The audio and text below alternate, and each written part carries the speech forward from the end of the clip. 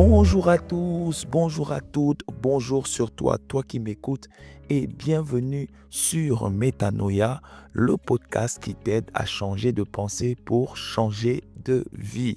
Hier, nous avons vu que le cœur est un trésor dont il faut en prendre soin. Pourquoi? Parce que de lui viennent les sources de la vie. En d'autres termes, une forme de sagesse, c'est la capacité de garder son cœur des paroles qui blessent, des comparaisons, de la colère, de l'amertume et de toute autre forme de ressentiment. Pourquoi? Parce que notre comportement va toujours dépendre de ce qui est entré ou bien de ce qui est dans nos cœur. Aujourd'hui, nous allons voir que la sagesse de Dieu nous demande aussi de faire attention à quelque chose de capital. Mais pour le moment, allons lire Proverbe 18, verset 21. Il déclare: la mort et la vie sont au pouvoir de la langue. Quiconque l'aime en mangera les fruits. Tu remarques avec moi quelque chose de très particulier. Il y a une chose que nous utilisons tous les jours sans toujours mesurer sa puissance. Tu sais c'est quoi? Bon, je te laisse répondre. C'est la parole, bien évidemment. Bon, je crois que tu as dit la langue. Mais si tu as dit la langue, c'est du pareil au même. Pourquoi? Parce que la parole est exprimée au travers de l'organe qui est appelé la langue. Ce que la Bible essaye de nous dire ici, c'est que on peut ruiner une relation avec une phrase. Mais on peut aussi encourager, édifier, relever quelqu'un avec des mots. Par exemple, au travers de Métanoïa, au travers des mots que le Saint-Esprit partage dans cette plateforme, tu es relevé, encouragé, édifié. En tout cas, je le crois.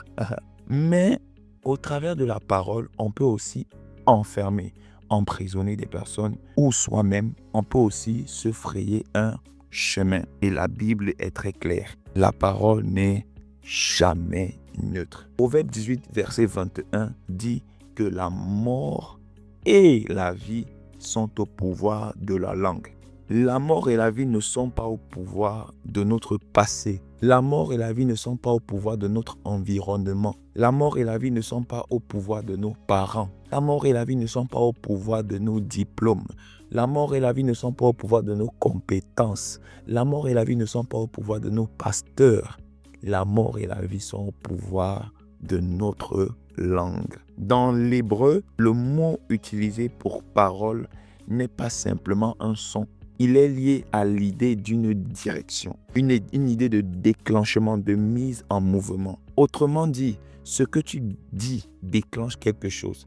Voilà pourquoi lorsque Dieu a voulu créer la lumière et toute autre chose, qu'est-ce qu'il a fait? Il a parlé. Généralement, dans le livre de Genèse 1 ou 2, vous allez voir Dieu, et puis Dieu dit, et puis Dieu dit, et puis Dieu dit que la lumière soit, et la lumière fut. Et puis Dieu dit, très important. Pourquoi? Parce que la parole a le pouvoir de la création. C'est pourquoi dans le livre de Jean 1, à partir du verset 1, on va lire que au commencement était quoi? La parole. La parole était avec Dieu et la parole était Dieu. Rien de ce qui a été fait n'a été fait sans elle. Voyez, ça veut dire que dans la parole, il y a cette capacité justement de déclencher la vie et de mettre les choses en mouvement. Notre génération, on doit bien l'avouer, parle beaucoup. On utilise des messages vocaux sur WhatsApp, sur Telegram et partout ailleurs. On parle en story, on parle au travers des tweets, on fait des commentaires, on fait des réactions. En tout cas, les moyens pour s'exprimer ne manquent pas. Mais souvent, le piège, c'est qu'on parle très souvent sans sagesse. Laisse-moi te donner un peu une image. Tu vois, parler sans sagesse, c'est comme conduire une voiture qui est très puissante sans savoir conduire, sans avoir une maîtrise du volant. Qu'est-ce qui va se passer? Ce qui va se passer, c'est qu'on va faire des crashs, on va faire des accidents. Ce n'est pas vraiment la vitesse le problème. Ce n'est même pas la voiture le problème, mais c'est l'absence de maîtrise de la conduite le problème. Et la Bible appelle ça insensé. Proverbe 12 au verset 18 dit « Tel qui parle légèrement blesse comme un glaive ». Un glaive, c'est une épée. Ça veut dire qu'il y a des paroles qui font du mal, qui coupent, pas parce qu'elles sont vraies, mais parce qu'elles sont dites sans amour, sans discernement, sans sagesse. Et notre génération est friande de cette phrase qui dit moi, quand j'ai à dire, je le dis, je suis vrai et tout. Non, être une personne vraie, c'est une personne qui aime la vérité. C'est vrai, mais la vérité dite sans sagesse, sans amour, devient une arme de destruction, devient une arme de reprimande. Donc le problème, c'est pas ce que je dis. Le problème, c'est est-ce que c'est le bon moment? Est-ce que c'est la bonne manière? Est-ce que ce que je dis édifie l'autre? Est-ce que ça construit l'autre? Ou alors, est-ce que ça touche à son estime personnelle? Et c'est ce que nous devons apprendre. Jésus, qui est notre modèle, lui-même avait compris qu'il y a un temps pour tout. Comme le dit le sage, il y a un temps pour parler, il y a un temps pour se taire.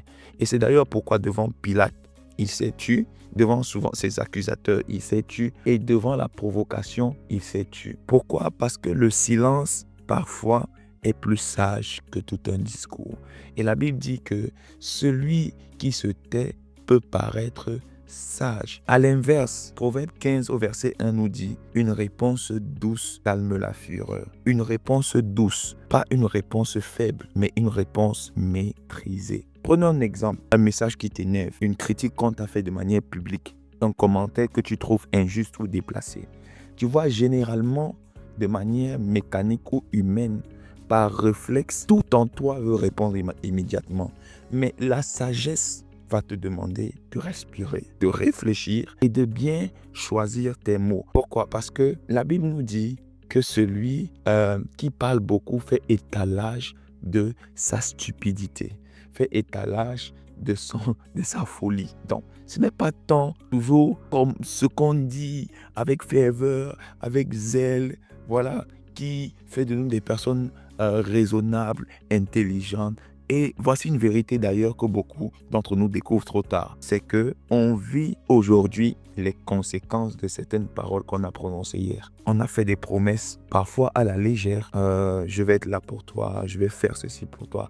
Et ça, personnellement, c'est quelque chose que moi aussi, je dois travailler, je dois te l'avouer. Cette année, il y a des choses qu'il faut améliorer. Oui, il y a aussi des paroles qu'on a données dans la colère. Plus jamais moi encore, plus jamais ceci, plus jamais. Et il y a aussi cette déclaration, cette auto-déclaration négative qu'on a fait sur nous-mêmes. Et ça va plus loin. Ce que tu dis d'ailleurs sur toi-même a un très très grand impact. Voilà pourquoi Zig Ziglar, le célèbre philosophe chrétien, a dit « Les paroles les plus puissantes sont celles qu'on se dit à nous-mêmes. » Ce que tu dis sur toi-même a beaucoup plus d'impact que ce que les gens disent sur toi. Pourquoi? Quand toi tu dis « je suis nul, je n'y arriverai jamais, c'est toujours comme ça avec moi », qu'est-ce que tu fais? Tu es en train de te mettre dans une prison.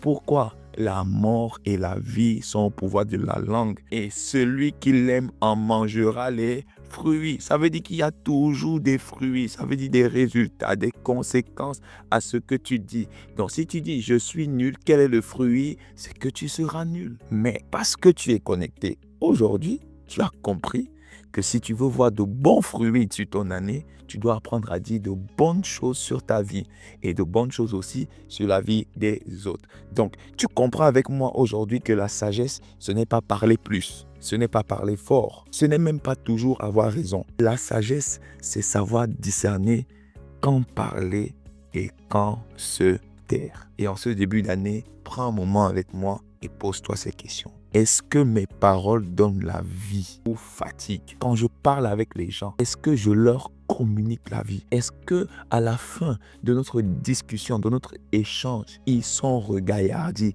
ils ont envie d'aller plus loin, ils ont envie de continuer, ils ont foi, ils sont dans la joie? Ou alors, pose-toi également cette question, est-ce que je parle sous l'émotion généralement ou alors je parle avec sagesse? Est-ce que je prends le temps de choisir mes mots?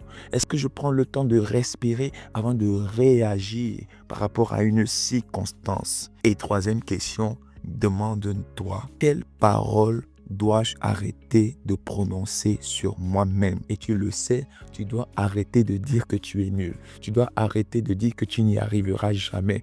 Parce que moi, je crois que tu vas y arriver. D'ailleurs, c'est parce que tu vas y arriver que tu es connecté à une plateforme comme celle-ci et que tu prends le temps de suivre ce challenge de 30 jours. Et je sais qu'à la fin de cette année, ton année s'écrira gloire. Et ce sont ces choses que tu dois désormais te dire à toi-même.